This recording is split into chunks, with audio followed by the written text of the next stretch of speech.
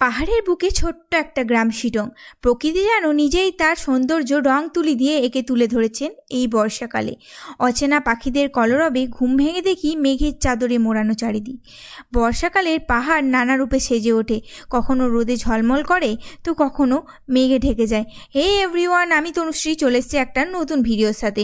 কিভাবে যাবে, কোথায় থাকবে, কত টাকা খরচা হবে, কিভাবে পুরো ট্যুরটা প্ল্যান করবে, সমস্ত কিছু শেয়ার করব তোমাদের এই ভিডিওতে। তাই ভিডিওটা স্কিপ না করে পুরোটাই দেখতে থাকো। এবারে জার্নিটা আমাদের শুরু হচ্ছে শিলিগুড়ি জাংশন থেকে। ট্রেন থেকে নেমেই দেখি ভীষণ বৃষ্টি। মনটা খুবই খারাপ করছে, কিন্তু বর্ষাকালে ট্যুর প্ল্যান করলে তো বৃষ্টিটাকে সঙ্গী করতেই হবে। তাই ছাতা মাথায় বেরিয়ে পড়লাম আমাদের গন্তব্যের দিকে। কার আমাদের আগে থেকেই বুক ছিল, সময় মতো পিক আপ করতেও চলে এসেছে। আমরা এই বৃষ্টির ভাইবটাকে এনজয় করতে করতে গন্তব্যের দিকে রওনা দিচ্ছি। পাহাড়ের সৌন্দর্যকে নিয়ে তো নতুন করে কিচ্ছু বলার নেই।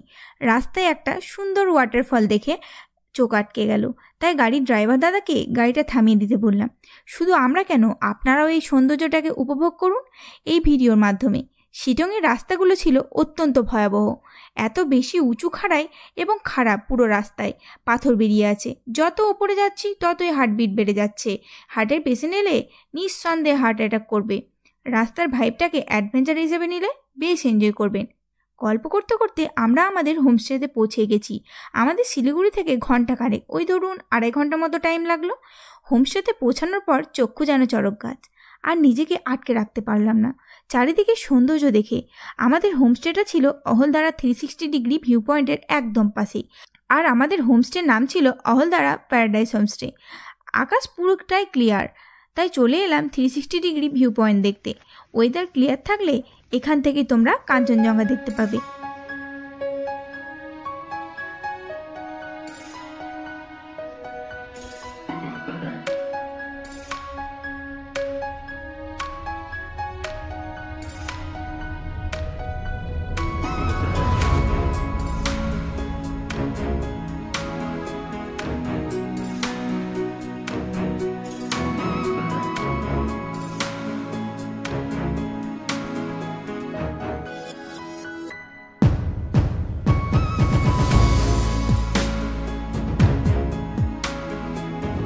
চা পাতার সুগন্ধ, সাথে নিচের সমতলে তিস্তা নদীকে দেখতে পারবে। হোমস্টের চারিপাশটা ঘুরে দেখার পর তোমাদের চলো হোমস্টের রুমগুলো দেখায়।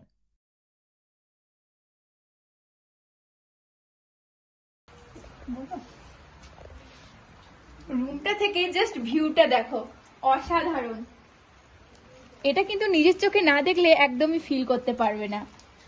কুয়াশাতে পুরো ভর্তি আছে ভাই, এখন সেরকম ভাবে কিছু ভিউ দেখতে পাওয়া যাচ্ছে না। ক্লিয়ার হলে কিন্তু পুরো ভিউ পাওয়া যাবে। আর রুমটা ছিল নিট অ্যান্ড ক্লিন, এত সুন্দরভাবে সবকিছু সাজানো গোছানো, খুবই ভালো লাগছে আমাদের।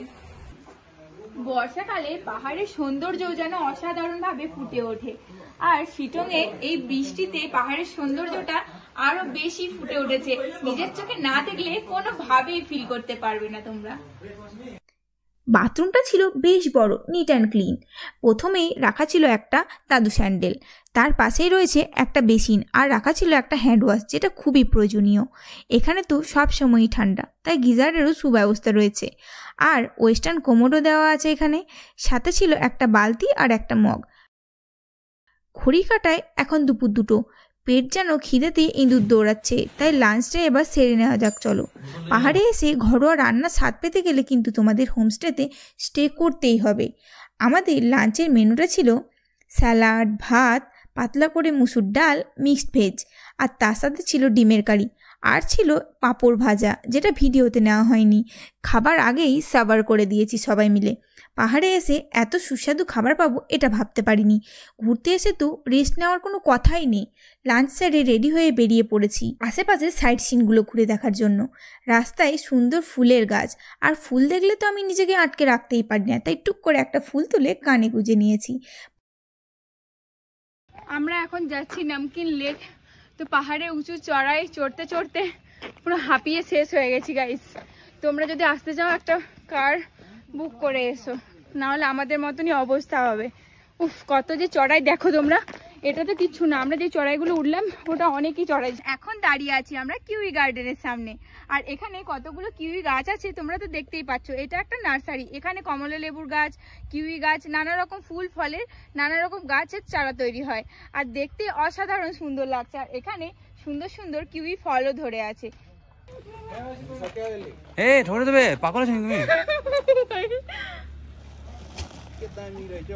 গুস্সা মত কর। আর বজরংবলির জন্য এত দূর আসা, এত কষ্ট করে। জয় বজরংবলী। বজরংবলির ভক্তরা একটু জয় বজরংবলী বলে কমেন্ট করে যাও। আর এই যে হলো লেকটা, নমকিন লেক, অসাধারণ লাগছে। আর চারিদিকে যেন পাইন ফরেস্টে ঘেরা, মাঝখানে লেক আছে। তা আমরা দাঁড়িয়ে আছি এখন পাইন ফরেস্টের ভেতরে। যে হনুমানজির মন্দির ছিল তার পেছন দিকে এই পাইন ফরেস্টটা পড়ে। এত গভীর, আর এখানে নানা রকম ঝিঝি পোকার ডাক, প্লাস তোমার এত সুন্দর সুন্দর নতুন পাখির ডাক শুনতে পাওয়া যাচ্ছে, ইউনিক, বেশ সুন্দর লাগছে। প্রাকৃতিক ভাইবটাকে এনজয় করছি। বিশ্বাস করুন এখানে একদমই নেটওয়ার্ক নেই, শুধু ভিডিওগুলোই বানানো হচ্ছে কোনো নেটওয়ার্ক ছাড়া। আর নিজেদের ইচ্ছা মতো ঘুরে ফিরে বেশ মজা করে কাটাচ্ছি এই অফবিট প্লেসে। যদি আপনারাও আসতে চান চলে আসতে পারেন, ডিটেলসটা পুরো শেয়ার করে দেবো ভিডিওর মাধ্যমে। পাইন ফরেস্টটাকে একটু ঘুরে দেখি চলো।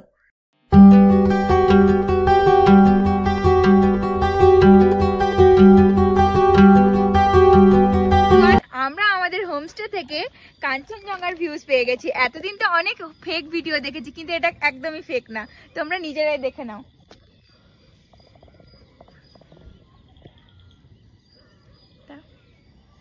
মনে একটা এত আনন্দ হচ্ছে কি বলবো। আগেরবার দার্জিলিং এসেও কাঞ্চনজঙ্ঘা দেখতে যেতে পারিনি, এত ভোরবেলা উঠতে হবে ভেবে।